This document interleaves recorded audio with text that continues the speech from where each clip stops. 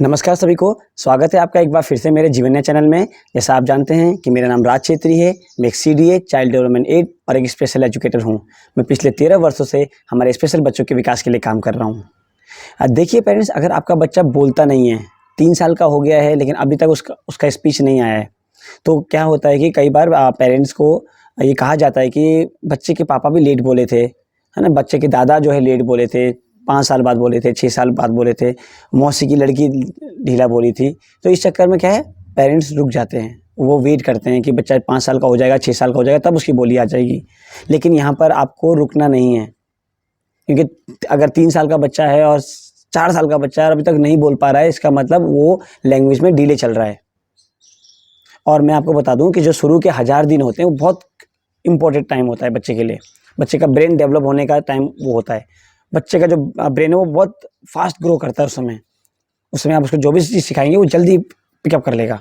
इसलिए एक crucial time होता है, इसको वेस्ट नहीं करना है, हमने देर नहीं करना है कि पापा लेट बोले तो चलो ये भी लेट बोलेगा, इसमें वेट नहीं करना है। तो आज मैं आपको बताने वाला हूँ कुछ ऐसे स्टेप जो आपको तुरंत लेना है अगर आपका बच्चा देरी से बोल रहा है। तो वो कौन कौन से स्टेप है वो जान लेते हैं।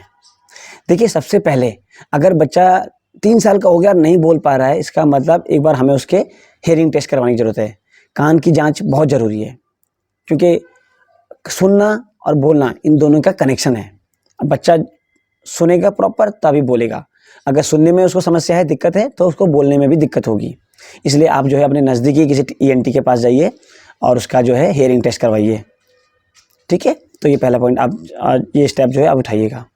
नंबर सेकंड, देखिए हेयरिंग टेस्ट करवाया आपने और हेयरिंग उसका ओके आया है, बच्चा प्रॉपर सुन पाता है, ये रिपोर्ट में आ गया है, तो क्या करना है आपको, उसके बाद आपको उसका स्पीच इवैल्यूएशन करवाना है। स्पीच इवैल्यूएशन में क्या होगा, आप जो है किसी नज़दीकी स्पीच थेरेपिस्ट से मिलिए या आप किसी डेवलपमेंटल पीडियाट्रिक से मिलिए। ये जो डॉक्टर होते हैं ना, बाल रोग विशेषज्ञ, कोई जनरल फिजिशियन होते हैं, बच्चों के डॉक्टर होते हैं, उनसे नहीं मिलना है आपको मिलना है डेवलपमेंटल पीडियाट्रिक। ये क्या होते हैं, ये बच्चों के विकास के डॉक्टर होते हैं। उनसे आप मिलिए, वो बच्चे का इवैल्यूएशन करेंगे, ठीक है, और देखेंगे कोई कोई डेवलपमेंटल कंडीशन तो नहीं है, जैसे एडीएचडी, ऑटिज्म, डेवलपमेंटल डिले।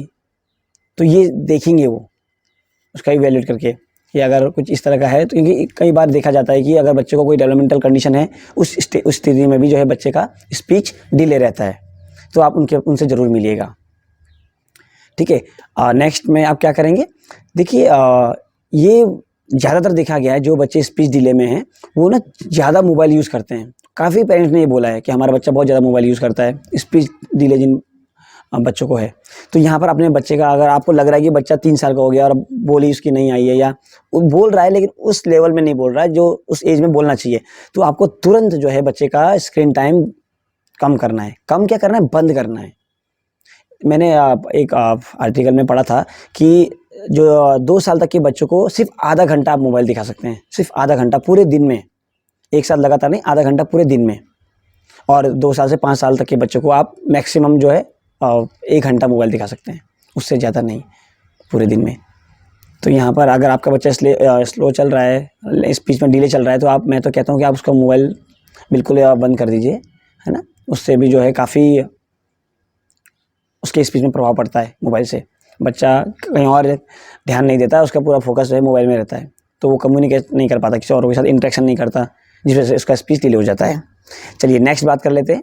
देखिए स्पीच, हम बात करते हैं ना कि स्पीच बच्चे का कैसे आएगा। स्पीच ना बोलते हुए हम बोलेंगे कम्युनिकेशन। उसका कम्युनिकेशन कैसे बढ़ेगा। अब कम्युनिकेशन 2 तरह के होता है, एक होता है एक्सप्रेसिव और दूसरा होता है रिसेप्टिव। एक्सप्रेसिव मतलब जो बोलना, और रिसेप्टिव मतलब जो हम रिसीव करते हैं, जो सुनते हैं हम बोली हुई बातों को। तो सबसे पहले रिसेप्टिव आता है, उसके बाद एक्सप्रेसिव आता है।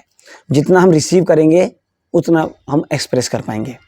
तो बच्चे का, अगर आपके बच्चे का स्पीच डिले है, लैंग्वेज डिले है, तो आप उसके रिसेप्टिव लैंग्वेज को बढ़ाइए पहले।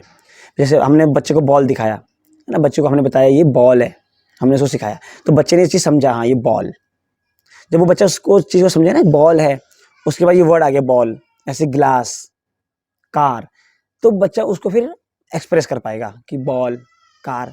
अगर उसके बाद वो शब्द ही नहीं है, उसे पता ही नहीं उसे क्या बोलते हैं, तो फिर वो क्या एक्सप्रेस ही नहीं कर पाएगा। तो आपको जो है स्पीच में कंसर्न है बच्चे का, लेकिन आपको रिसेप्टिव में ध्यान दीजिए। उसके जितना ज़्यादा उसको रिसीव कराइए, उसको इंस्ट्रक्शन दीजिए, निर्देश का पालन करना सिखाइए, वोकैबुलरी बढ़ाइए उसकी। तो इससे क्या होगा, बच्चे का जितना रिसेप्टिव स्ट्रांग होता हुआ जाएगा, उसका एक्सप्रेसिव होने के चांस और ज़्यादा बढ़ जाएंगे। ठीक है पेरेंट्स, तो ये कुछ स्टेप्स हैं जो आपको लेने हैं अगर आपका बच्चा देरी से बोल रहा है। ठीक है, तो आज का वीडियो मेरा इसी टॉपिक में था। आशा करता हूँ कि ये वीडियो आपको थोड़ा हेल्पफुल लगा होगा। अगर कोई कंसर्न है आपके या कोई क्वेरीज हैं तो आप मुझे कमेंट बॉक्स में मेंशन कीजिए, मैं कोशिश करूँगा उसका रिप्लाई करने का। ठीक है, मिलते हैं आपको नेक्स्ट वीडियो में। नमस्ते।